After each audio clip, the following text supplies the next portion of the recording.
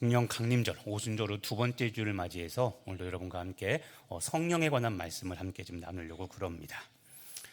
우리의 신앙생활은 성령 받기 전과 후로 명확하게 나눌 수 있습니다. 저희 교단은 성결교회죠. 기독교 대한 성결교회.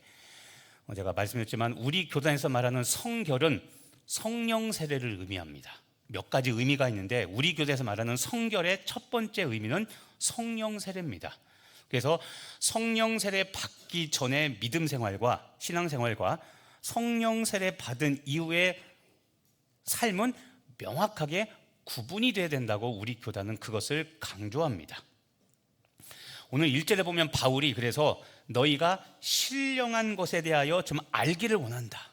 자, 신령한 것, 여기서 말하는 신령한 것이 성령님에 관한 것, 특별히 오늘은 성령의 은사에 대해서 너희가 좀 알았으면 좋겠다라고 바울이 고린도 교회 교인들에게 지금 권면하고 있는 겁니다.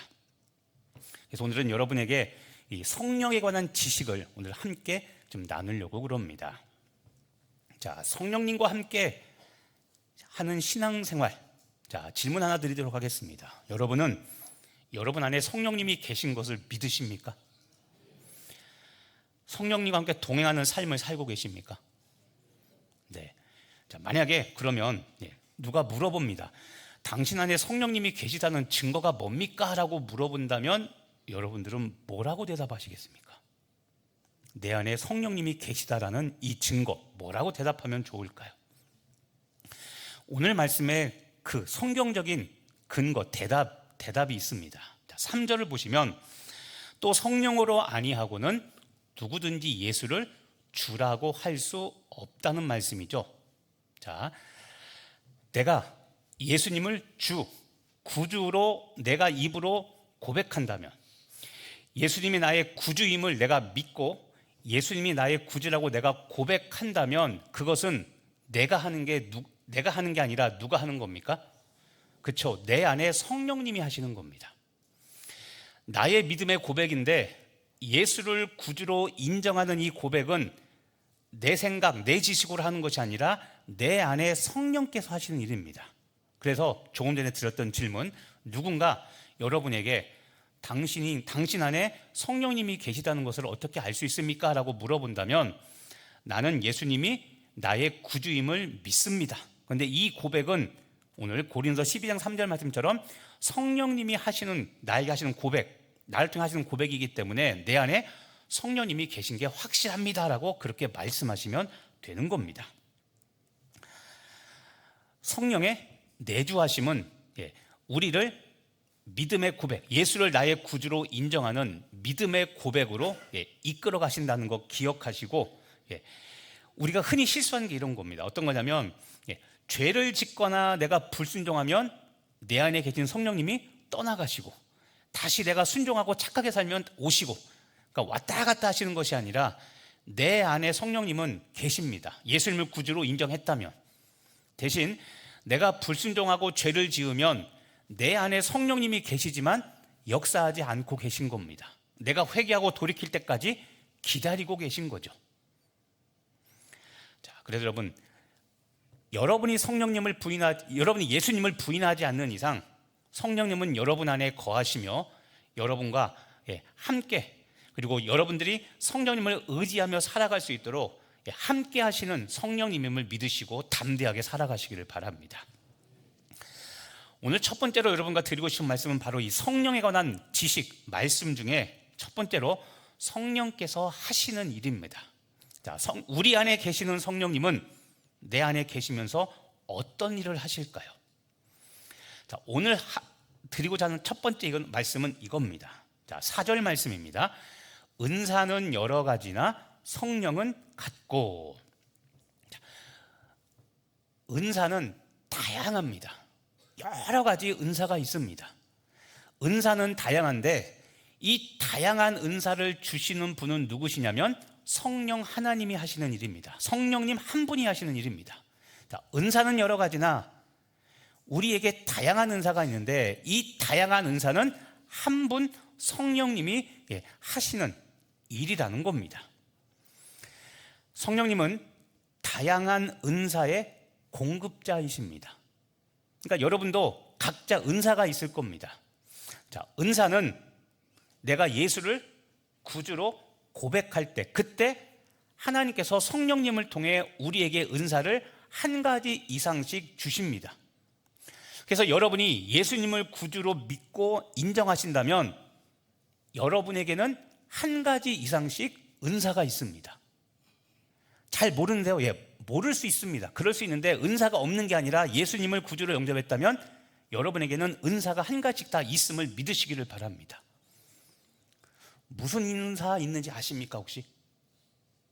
제가 2부 때도 얘기했는데요. 그래서 지금 다음 달이나 언제 오예배나 수요예배 이용해서 한번 은사 테스트 한번 해볼까 생각 중입니다.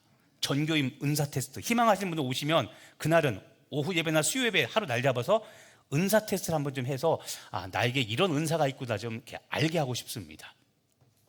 자, 다양한 은사가 있는데 그러면 어떤 은사들이 있을까요? 오늘 말씀해 보니까 8절에서 10절에 9가지 은사를 기록을 하고 있습니다. 첫 번째는 지혜의 말씀이라고 했죠. 보통 지혜의 은사라고 말합니다. 그리고 지식의 은사, 믿음의 은사, 병 고치는 은사, 능력 행함의 은사, 예언의 은사, 영 분별함의 은사, 방언의 은사, 방언 통역의 은사. 9가지인데 9가지만 있는 게 아니라 더 많은데 요 고린도전서 12장에서는 지금 9가지만 이야기하고 있습니다. 그래서 여러분들이 예수님을 믿고 구원받으셨다면 하나님은 성령님을 통해 여기 있는 은사 중에 한 가지 이상씩, 그리고 여기 기록되지 않았지만 더 다양한 은사들 중에 한 가지 이상씩 여러분에게 주셨음을 믿으시기를 바랍니다. 이 다양한 은사 중에 여러분, 오늘 한 가지를 제가 꼭 좀 짚고 넘어가려고 합니다. 우리가 실수하기 쉬운 것 때문에 그렇습니다. 자, 이 9가지 은사 중에서 다 알 수 있는데 요 한 가지 은사가 우리가 혼돈하기 쉽습니다. 뭘까요? 이겁니다. 예언의 은사입니다. 예언. 자, 예언의 은사 여러분 어떻게 알고 계십니까? 예언이라고 했으니까 앞날의 미를 미리 이야기하고 막 점치는 것, 이런 거 혹시 이런 걸로 생각하십니까? 어떻습니까? 자, 예언이라는 단어를 국어사전을 찾아보면 이렇게 설명하고 있습니다.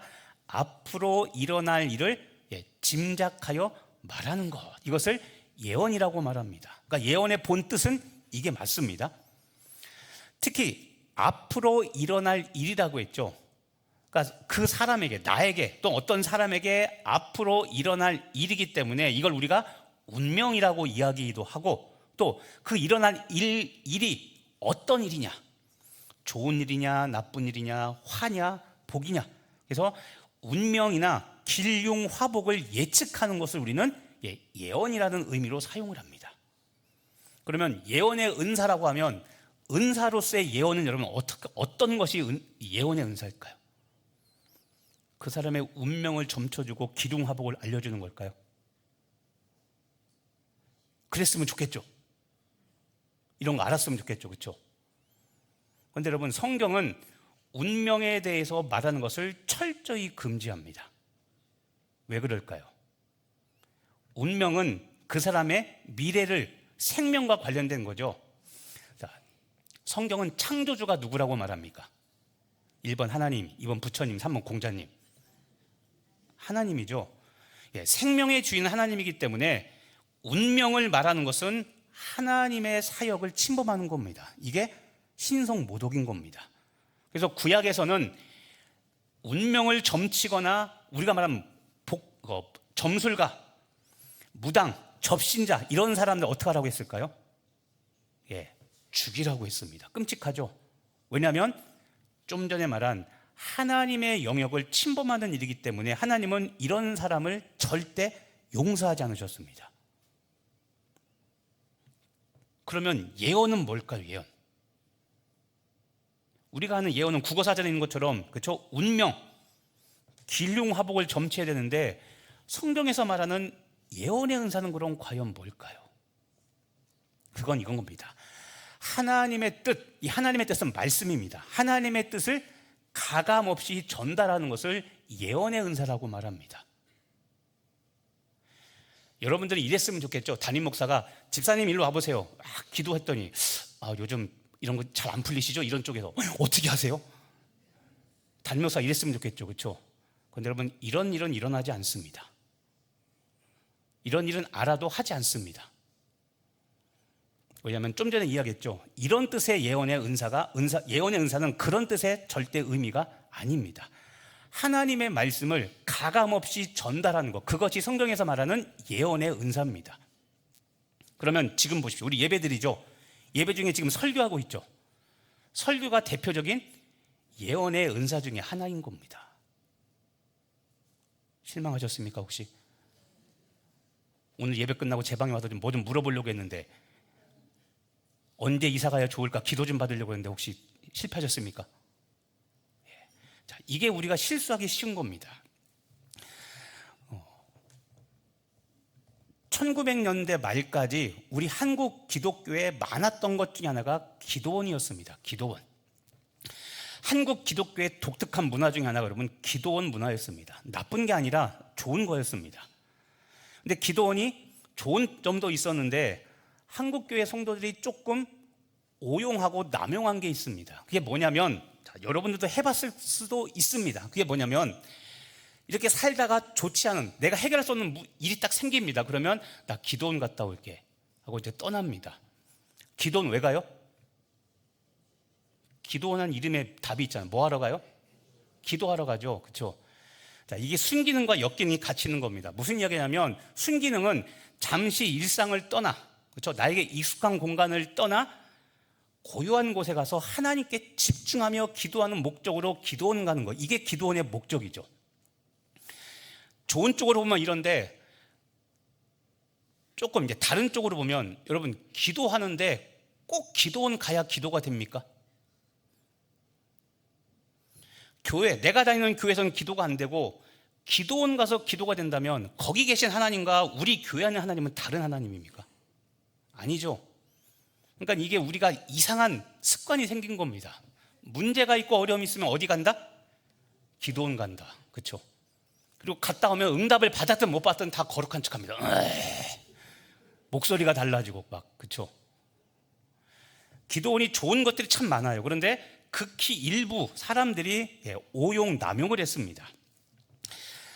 이 기도원이 좋은 순기능도 있었는데 이제 TV에 등장하기 시작했습니다. 기억하십니까? 추정 60분.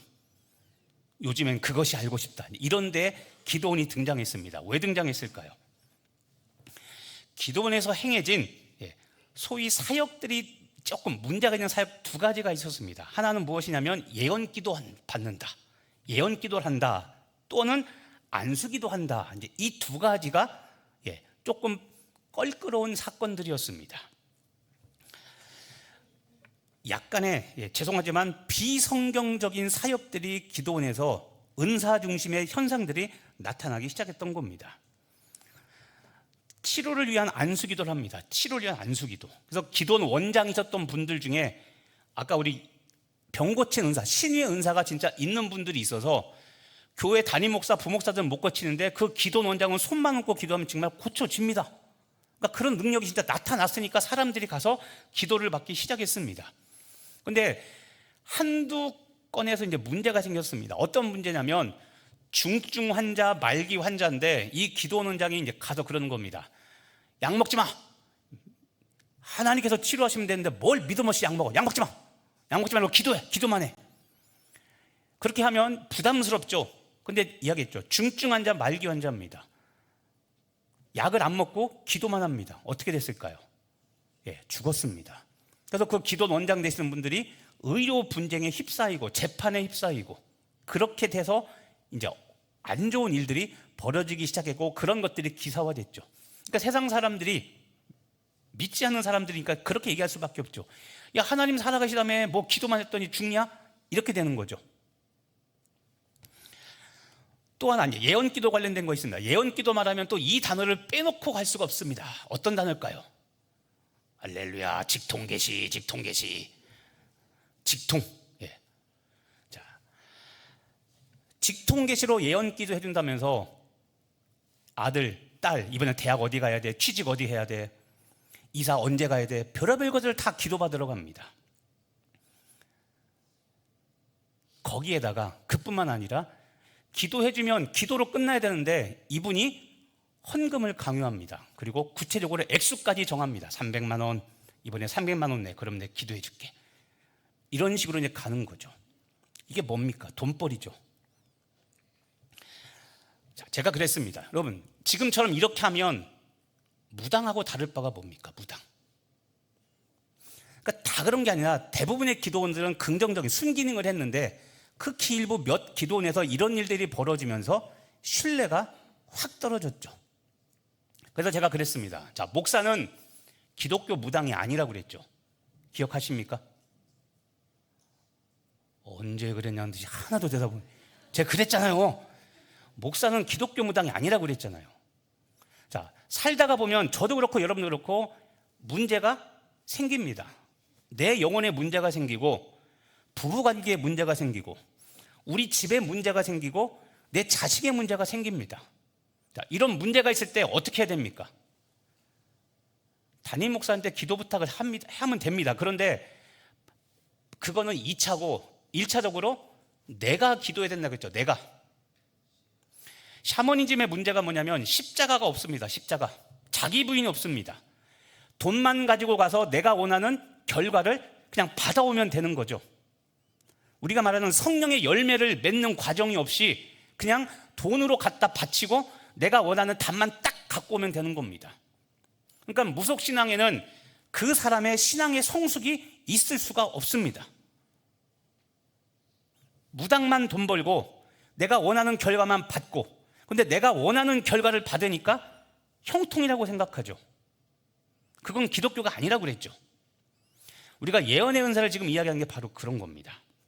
여러분, 예언의 은사는 앞날의 운명이나 기름 화복을 말하는 것이 아니라 하나님의 말씀, 하나님의 뜻을 가감없이 바로 전달하는 것, 그게 예언인 겁니다. 믿으십니까? 그러니까 저한테 기도 부탁하지 말라는 게 아니라 당연히 하시되 당사자가 기도하고 당사자가 하나님께 매달려야 됩니다. 제가 그때도 이야기했죠. 여러분 문제인데 왜 다른 사람한테 하나님께서 응답하시겠습니까? 안 그럽니까? 내 문제 내가 가장 잘 알잖아요. 그러니까 내가 간절히 하나님께 기도하고 세밀히 기도할 때 하나님은 그 내가 겪는 그 문제에 대해서 세밀하게 응답하시는 겁니다. 앞날을 알아서 좋은 것만 취하려고 하지 말고 그건 헛된 것들입니다. 오늘 내가 순종하며 살아갈 때 그때 하나님은 나에게 말씀하시는 것을 잊지 마시고 예언의 은사를 왜곡하거나 잘못 사용하지 마시기를 간절히 부탁합니다.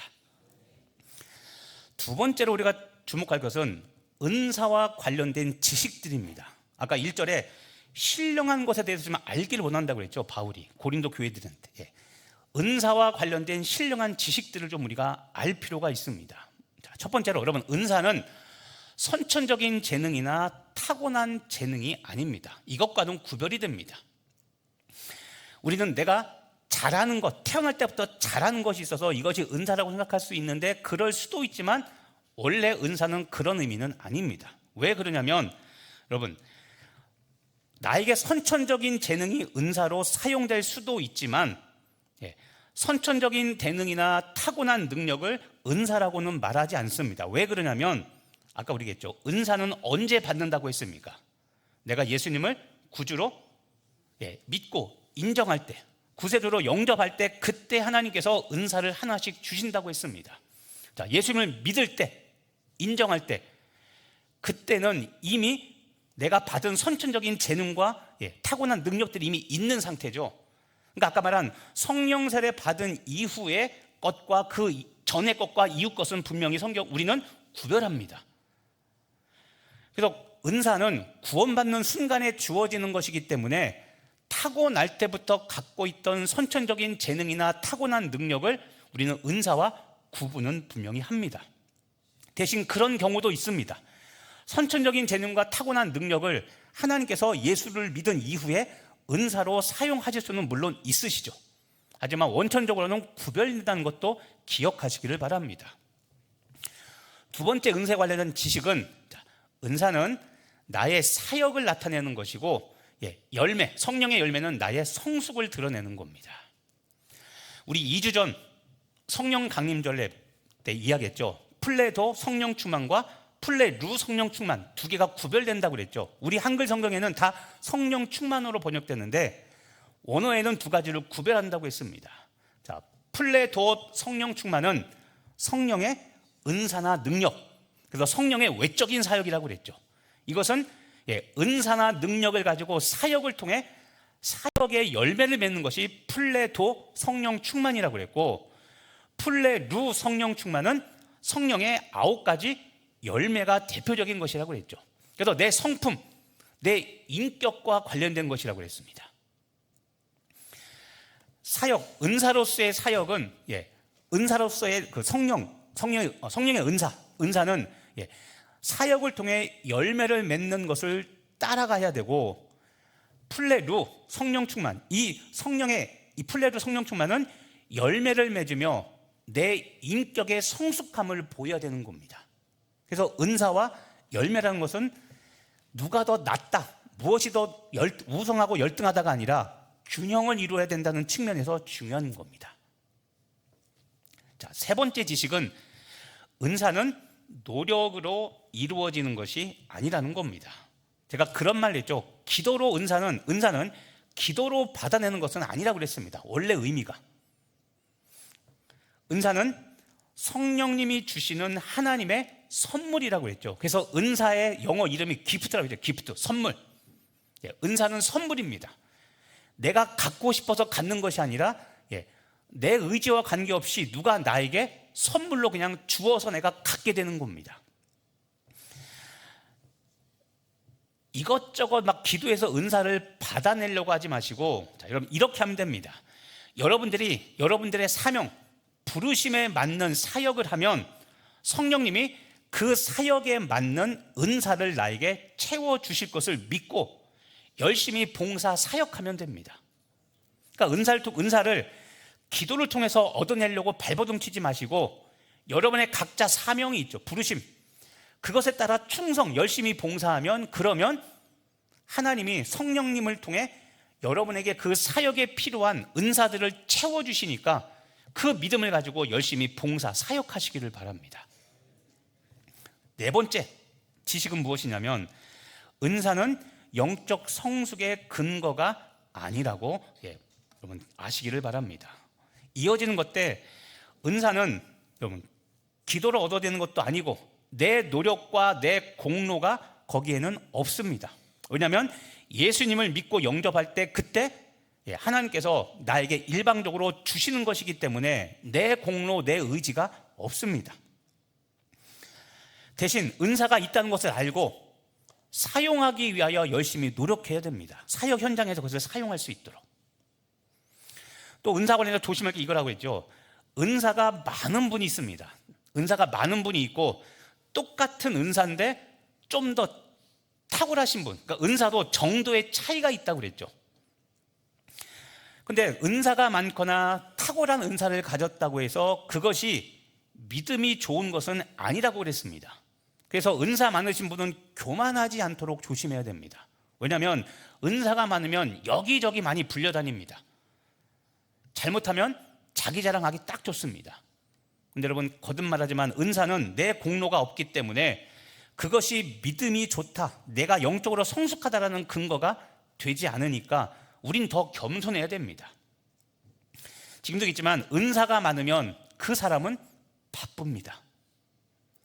그래서 게으르지 말아야 되고 교만하지 말아야 되고 겸손히 그 은사를 사용하며 섬기시는 여러분 되길 간절히 바랍니다.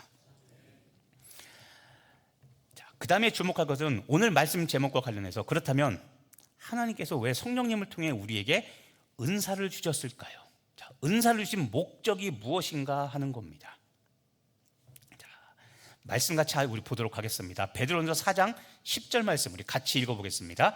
각각 은사를 받은 대로 하나님의 여러 가지 은혜를 맡은 선한 청지기 같이 서로 봉사하라. 아멘. 자, 각각 은사를 받은 대로 어떻게 합니까? 서로 봉사하라. 자, 봉사하다. 여러분 여기서 봉사하다는 말이 무엇일까요? 이게 사역이라는 말입니다. 사역. 자, 은사를 받은 대로 서로 봉사하라. 무엇하라? 사역하라는 겁니다. 아까 열매와 구분지어서 성령의 은사는 은사를 받아서 사역을 통해 열매를 남게 된다고 그랬죠. 성령의 9가지 열매는 내 성품과 인격에 하나님의 예수님의 모습을 닮은 열매를 맺어야 되는 것처럼 은사는 사역을 통한 열매를 맺어야 됩니다. 예를 들어서 우리 박광근 지휘자님 찬양 잘하고 지 너무 잘하시죠, 그렇죠? 예. 누가 봐도 음악에 탁월한 은사가 있습니다. 그런데 3부 성가대님 맡으시죠 했는데 저 못합니다, 안 합니다. 될까요, 안 될까요? 예. 은사 받은 사람은 사역 현장에 있어야 되는 겁니다. 자, 워렌 위어스비 목사님이 이런 말씀을 했습니다. 사역이란 하나님께서 주신 은사를 사용해서 하나님을 섬기고 이웃의 어려움을 돌보는 것이다 라고 이야기했습니다. 자, 은사를 사용해서 하나님을 섬기고 하나님 사랑을 실천하는 겁니다. 그 다음 이웃의 어려움을 돌보는 겁니다. 이웃 사랑을 실천하는 겁니다. 은사는 하나님을 향한 사랑이든 이웃을 향한 사랑이든 실천하는 것이 그것이 은사를 주신 목적을 이루는 겁니다. 지금 말한 것처럼 은사가 있는데 찬양의 은사가 있다. 호산나, 이브 시온이든 아니면 에스더든 아니면 뭐죠? 우리 저기 악기 하신 글로리아든, 그렇죠? 찬양의 은사가 있는 분들은 그런 쪽에 가서 예배 때 섬기시면 되는 겁니다. 하나님 사랑을 실천하는 것이죠. 자, 여러분 중에 새가족을 잘 맞이하는 관계를 잘 하시는 분이 있습니다. 그런 분들은 안내나 새가족 팀에 가서 섬기시면 되죠. 하나님을 향한 섬김도 되고 이웃을 향한 섬김도 되는 것이죠. 여러분 중에 선교의 비전이 있다면 우리 교회 선교 관련된 선교위원회 들어오셔서 선교 관련 일을 하시면 되는 겁니다. 그러면 하나님 나라를 위한 하나님 사랑도 실천하고 복음을 전하며 영혼 구원하는 이웃 사랑을 실천하는 것이죠. 이와 같이 다양하게 사역은 하나님 사랑과 이웃 사랑을 은사를 사용해서 실천하는 것, 그것이 사역이라고 이야기합니다.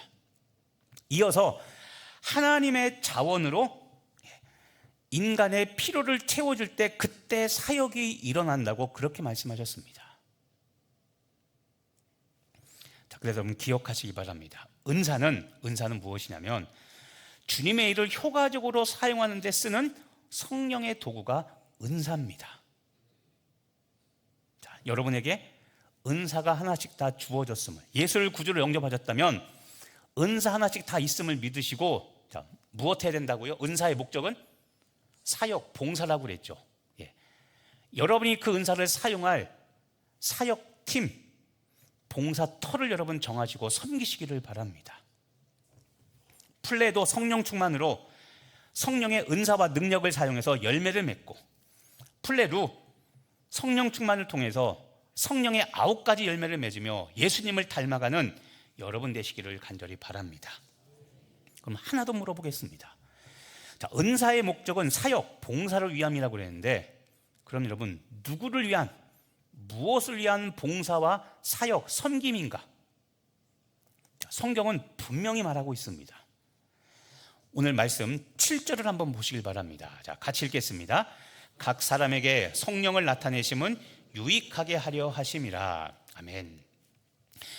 이 성경 구절에서 우리 한글 성경에 한 가지 좀 빠진 게 있습니다. 아쉬운 번역입니다. 원어 성경에는 분명히 있는데 한 가지 좀 빠진 게 있습니다. 그게 무엇이냐면, 제가 여쭤본 누구를 위한, 무엇을 위한 유익이냐, 그거에 대한 가장 중요한 단어 하나가 해석이 조금 흐리게 되어 있습니다. 자, 원어 성경을 가장 잘 번역한 성경이 현대어 성경인데, 자, 현대어 성경으로 한번 우리 이 고린도서 12장 7절, 자, 성령께서는부터 읽어보겠습니다. 성령께서는 교회 전체 유익을 위해서 우리 각 사람을 통하여 전능하신 하나님의 능력을 나타내 주십니다. 자, 여기 보시죠. 누구의 유익을 위해서요? 그렇죠. 교회 전체, 교회입니다. 은사를 주신 목적은 여러분 개인의 유익이 아니라 궁극적으로 무엇, 어디에 유익을 향하고 있습니까? 교회 유익입니다. 자, 아까 제가 기도원 이야기 잠깐 했죠. 기도원이 우리 한국교회에 긍정적 영향을 굉장히 많이 끼쳤는데 극히 일부 안 좋은 쪽으로 흘러갔던 것 중에 하나가 제가 기도원 원장이나 이런 이야기 했죠. 바로 그겁니다. 기도원이 잘 되고 내가 치유의 은사, 예언의 은사가 있습니다. 특히 치유의 은사를 가지고서 사람들을 살려내고 해야 되는데 그게 개인 돈벌이, 개인의 돈벌이로 자꾸 목적이 바뀌어버리는 겁니다. 그러니까 아까 말한 헌금 액수를 지정하고 고액의 헌금을 요구하고 하나님께 거저받은 은사니까 값없이 거저줘야 되는데 이것을 자꾸 개인의 유익을 위해 사용해버리니까 이게 문제가 됐던 겁니다. 근데 지금 말씀에서 원어성경 보니까 어떻습니까? 은사를 주신 것은 은사 주신 것은 교회의 유익을 위해서입니다. 여기서 교회는 하나님을 위하여, 하나님 나라를 위하여 쓰라는 겁니다. 그게 사역, 봉사라는 겁니다. 그래서 교회는 가급적 유급사역이 아니라 무급사역입니다. 자원해서 섬기는 것을 원칙으로 하죠. 돈을 주기 시작하면 꼭 문제가 생깁니다. 어떤 문제가 생길까요? 세상과 똑같이 됩니다. 시간이 됐는데 왜 안 올려줍니까? 라고 삼성전자에서 노동 투쟁하듯이 싸우기 시작합니다. 또 쟤는 얼마 주니 난 왜 이만큼 주냐? 서로 싸웁니다. 저 사역은 귀하고 내 사역은 천하냐? 이런 것들로 싸우기 시작합니다. 가장 좋은 건 내가 받은 달란트, 내가 받은 은사 그대로 하나님께 다시 돌려드리는 것이 가장 좋습니다. 자, 분명히 아시기를 바랍니다. 그래서 여러분, 은사는 교회의 유익을 위하여, 하나님을 위하여 사용하는 거기 때문에 이것을 위하여 중요한 것, 봉사, 사역, 섬김을 해야 된다는 겁니다. 교회를 위한 사역을 해야 되는 겁니다. 그래서 여러분, 성경적인 교회는 어떤 교회일까요? 자, 예전에 한번 이야기했습니다. 따라서 한번 해보겠습니다. 비전 따라 모여 은사대로 사역하는 교회. 이것이 가장 이상적인 성경적인 교회입니다. 여러분이 선교의 비전이 있으면 선교에 관심 있는 비전 있는 분들이 모여서 선교를 위해 사역합니다. 근데 그 선교의 비전 있는 사람들이 모였더니 은사가 서로 다릅니다. 그래서 어떤 사람은 회장, 어떤 사람은 총무, 어떤 사람은 회계, 어떤 사람은 서기, 어떤 사람은 회원, 각자 은사에 맞게 그 일을 해나가는 겁니다. 비전 따라 모여 은사대로 사역하는 겁니다. 오늘 말씀을 가지고 다른 말로 이야기해보면 이렇습니다. 자, 건강한 교회, 좋은 교회는 어떤 교회라고 정의 내릴 수 있을까요? 자, 건강한 교회, 좋은 교회는 이런 교회입니다. 은사를 가진 성도들이 교회는 다른 말하면 성도입니다. 교회를 위해서 봉사하고 사역하며 섬기는 교회가 건강한 교회, 좋은 교회임을 믿으시기를 바랍니다. 여러분, 올해 우리 교회 비전이 뭐라고 했습니까? 제 등짝에 가려 지금 글씨 중간에 안 보이시죠?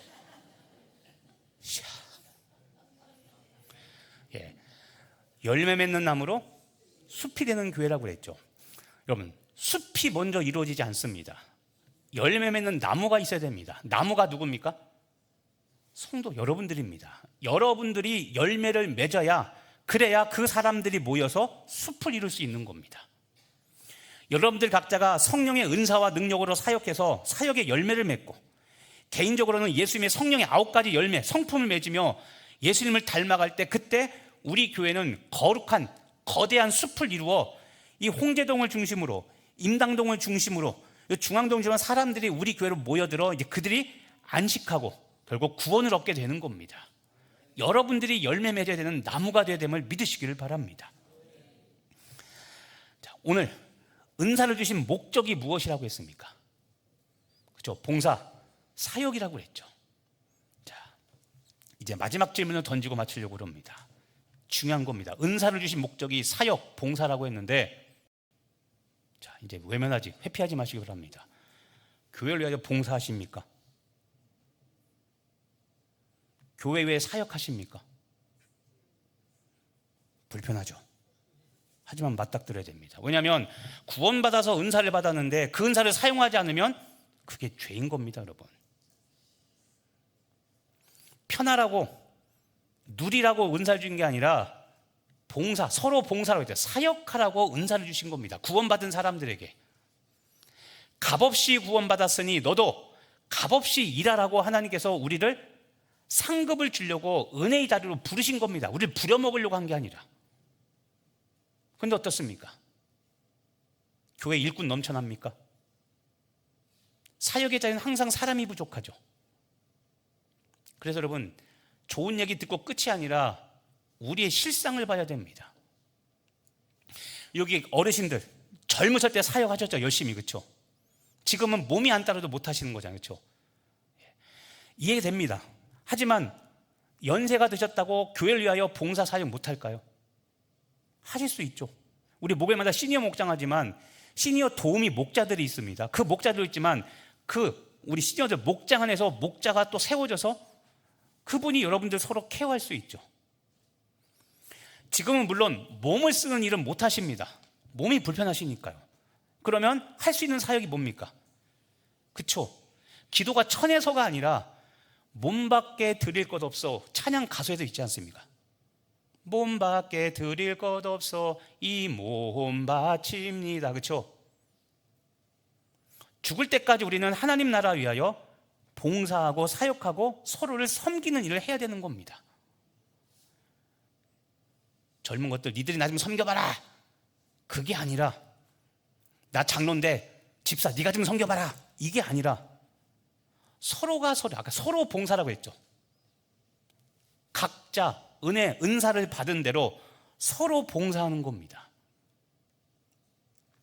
자, 교회를 위한 일꾼을 간절히 찾으시는 여러분, 2000년 전 예수님의 메시지가 있습니다. 같이 한번 읽어보겠습니다. 마태복음 9장 37절입니다. 이에 제자들에게 이르시되 출사할 것은 많되 일꾼이 적으니. 제가 예전에도 자주 이야기하는 이야기죠. 자, 2000년 전에 교회에 어려움이 있었습니다. 어떤 어려움입니까? 구인난입니다. 출소할 것은 많은데 누가 없어요? 일꾼이 없어요. 예수님 때도 그랬습니다. 근데 지금도 똑같습니다. 특히 우리 교회는 어르신들이 많습니다. 시니어들이 많습니다. 젊은 사람들이 부족한 게 사실입니다. 그러면 젊은 사람 없으니까 우리가 만약에 봉사를 못하겠다 하면 어떻게 될까요? 누군가는 해야 됩니다. 말씀을 기쁘게 마치면 참 좋겠지만 우리의 실상을 다시 보고 가야 됩니다. 그래서 제가 드린 질문입니다. 예수님을 구주로 믿고 영접하셨다면, 그래서 은사를 받으셨는데 중요한 거, 은사를 받은 목적이 무엇이었습니까? 봉사, 사역이었죠. 봉사하고 계십니까? 사역하고 계십니까? 목장에서 한 파트라도 맡아서 그렇게 사역하시면 그것도 귀한 사역이죠. 오늘같이 주일 예배를 위해서, 주일 예배에서 봉사도 귀한 것이고. 여러분, 지금도 끝나면 우리 이제 밥 먹죠. 목장 돌아가면서 섬기지 않습니까? 아쉬운 게 그겁니다. 좀 죄송하지만 작년에는 식당 봉사가 잘 돌아갔는데 올해는 일할 사람이 없다, 1년 만에 갑자기 없다고 그럽니다. 그분들이 다 돌아가신 것 같진 않은데 어디 가셨을까요? 근데 끝나면 또 밥 드실 거잖아요. 그렇죠? 자, 이게 우리가 맞닥뜨려야 될 우리들의 현실입니다. 일할 것은 많은데 일꾼이 적습니다. 근데 오늘 은사를 주신 목적이 사역을 위한 것이라는 거 기억하시고, 여러분의 부르심 있는 자리를 찾아가시기를 바랍니다. 행정상으로는 은퇴하셨어도 여러분이 섬길 수 있다면 하나님 위하여, 교회 유익을 위하여 사역하고 봉사하고 서로 섬기시는 귀한 우리 강릉 성결교회 교회와 성도 되시기를 예수님의 이름으로 축복하며 기도합니다. 기도하겠습니다. 하나님, 우리에게 은사를 주신 목적은 서로 봉사하라고, 교회의 유익을 위하여 일하라고 주신 것임을 믿습니다. 예전만큼은 일하지 못한다 할지라도 하나님, 이제는 사역 현장에서 떠나 있을지라도 기도하는 우리 성도들 되게 하여 주옵시고, 작은 것 하나라도 서로 섬기며 사역하며 교회의 유익을 위하여 봉사하며 섬기는 우리 강릉 성결교회 성도들 되게 하여 주옵소서. 예수님의 이름으로 기도합니다. 아멘.